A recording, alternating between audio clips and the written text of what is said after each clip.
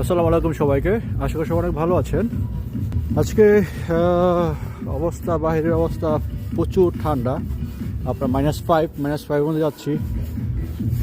হচ্ছে আপনার -5-এর মধ্যে সবচেয়ে মজার ব্যাপার হচ্ছে কোনো আইস নাই, স্নো নাই, বাট হাঁটলে সব কিছু ফ্রোজেন অবস্থা হয়ে গেছে।